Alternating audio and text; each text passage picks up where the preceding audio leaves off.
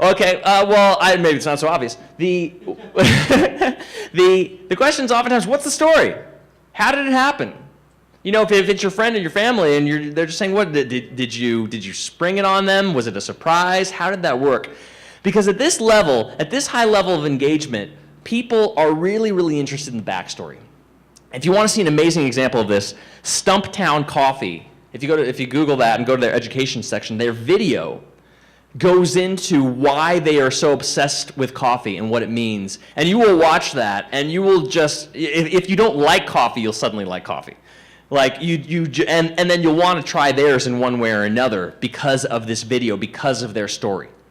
And I think a lot of us think that our story's not important. Oh wait, it's about the app. It's about all these other things. And if you read any companies, most companies, like about section, it's very positive. It's very, this is who we are, this is what we do, this is why we're so great, this is how we never screw up, this is how we have absolutely no drama. But that's the fun part. That's, people connect to people. Again, this is about relationships. And if you think that they're just connecting to your website or to your app, that may be true. But you're also missing an opportunity for them to get to know you. Because what happens is people want to see other people win that they like. You probably, being in business for a while, have noticed that people liking people tends to contribute to business, especially inside the workplace. But if you like the people behind it, you want to see them win.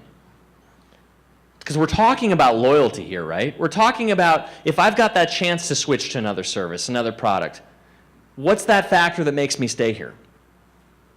And with this, if I really love the founders, if I read about when they were down in the dumps, if I found out about why they're really so excited about this product, you know, and they're not afraid to let their guard down and show something, I feel more of a connection to them. Especially if it's well done. If you see this, you'll see how amazing and well done it can be. And how great is it to know the story just behind anything? Like, can you imagine the playing sport, like really watching these sports without knowing some of the stories behind the athletes? I mean, it becomes like a movie. They're like characters, and you just get into who they are as a person because it just becomes so interesting. And there is always the option, if you don't have a story or you don't want to tell it, you can make one up. You can honestly make one up. Here's making it up. This is SportsCenter, right? You know these commercials, right? I mean, they're brilliant. They're absolutely fantastic. They were a revolution in the ad agency because they're just entertaining and fun, and they give you a peek behind the scenes. It's not stuff that actually happens, but it's fun and it's funny, and it just, like, I don't even really watch SportsCenter that much, but I love seeing these commercials because they're just so, they make the characters behind it really come to life. Another one is if you go to glance.net, these are some amazingly funny phone videos about what not to do in a teleconference. So you can always go the opposite direction. Here's what not to do. Here's how not to run a fantasy sports group. That can be constant humor if you do that. If you see the videos on the site, glance.net, they're really funny. And it drives that engagement factor. So part of what's being engaged to is defining what the marriage is going to look like, right? What kind of marriage do we want to have? What kind of household do we want to have, et cetera? Well, really defining that. And so companies like Dell have these things like IdeaStorm, where they're actually looking to their own customers to say, what do you guys want? And not just asking a question and taking that data, but making it public so that other people can see it and get into it. And it can actually become a game where you can actually vote on them, suggest them, vote on them. Software like this, uservoice.com, are ones that allow you to have, for your own users, to submit their ideas, and they only get a certain amount of votes.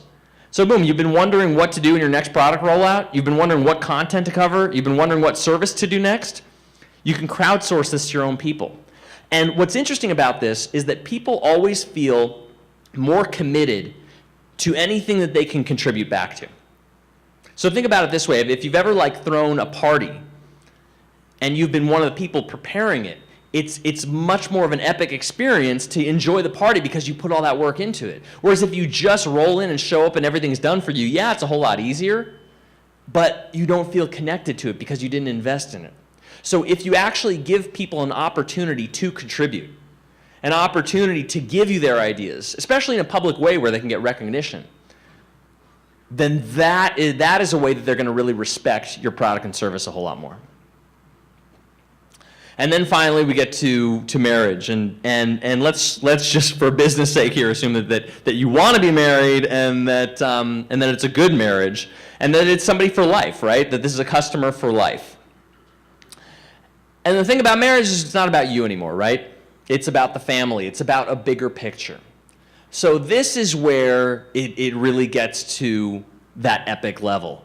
Think about a brand like GoPro. Do people know GoPro? Yeah, it's just an amazing company. You've got to watch the video on this homepage.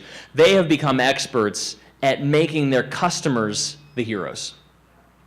The customers are the heroes. It's like by showcasing the customers, they showcase themselves. They don't even need to talk about the product that much. Look at how little is on the product and how much of this is on the customer. And I got to say, like I said, I went through so many of your websites. I think I can only count a few where I could see a customer, where I could see somebody who was made the hero, where I could see, oh, this is a fantasy sports all-star, this person here. Or this person is an amazing trader. Like, where are those hero stories? How can they become the celebrities? How can they feel like they're the all-star players? Because that's what they're doing this for, right? They want to feel engaged in the game. They want to feel like general managers. They want to feel like they're active. They're not just consumers. They're not just watching this. They're active. How did they become the stars? And I'm saying this to you guys not necessarily to just give you techniques, but to start a mental process in your mind and sit with those questions. And maybe there's not an answer for you this right now, but you bring this back and say, hey guys, I have no idea how to answer this, but how are we going to make our customers the heroes? How are we going to stop talking about them as eyeballs and traffic and start saying these are real people that we can get in touch with and figure out how to make them heroes? This company did, instead of testimonials, twestimonials. They took the Twitter feed of people who talked about them and put that on the homepage. So it both advertises the brand as well as these people and their Twitter feeds. And it also means about standing for something bigger. It's kind of when, and I saved this for this last stage because this assumes that you're no longer struggling as a business if you are, because it's really about this idea of what are we standing for beyond revenue? What are we standing for beyond expansion? Why are we doing this? If we had millions of dollars and didn't have to work, why would we keep doing this? And at Zappos, Zappos, it's just about selling shoes, right? But if you go and you visit and you talk to people there, the culture is alive because it's a platform to change lives. I've almost believed, being there for years, that it's a platform to change people's lives in there that just happens to sell shoes to make that happen. People would come in there and created a culture so strong where people really care about each other. People really talk to each other. There's a coach that you could talk to about your own goals. There's a lot of time spent just connecting with people. And it's not uncommon to hear stories in there of people who came in without a job, with nothing, coming in at $11 an hour, and within a few years having their own family and a home. Just complete turnarounds in their lives. And I'm not saying that you have to do that, but if there is something that you're working towards that's bigger than these simple kind of short-term projection stats, revenues, etc., the odd thing that happens with it is that by shooting for that level, you pull the rest of it up. By having something stronger that you're about, it actually makes the rest of it happen, to the point where Zappos' now goal is to revolutionize downtown Vegas, to create an entire community. And you think, well, what the heck does that have to do with business? But oddly, there was an entire spread in Harvard Business Review that showed that the companies that are succeeding the most on the global marketplace are the brands that are thinking beyond customers, beyond employees, and into a larger community. So the data is showing that this stuff works. And a lot of times we're just too scared or think it doesn't relate. But if you look at other companies that are doing it, Zappos, et cetera, or this one that I love, it's called Balsamiq, BALSAMIQ.com, and click on their manifesto. It's a web designing tool, but they've created this manifesto about what they stand for in terms of making work fun. And it's just brilliantly written, especially if you watch the video at the end of it. And like, there's actual quotes in there from newspaper articles of people saying, I don't even have a use for Balsamiq, but I want to buy it. Like, how crazy is that? That there's so much personality that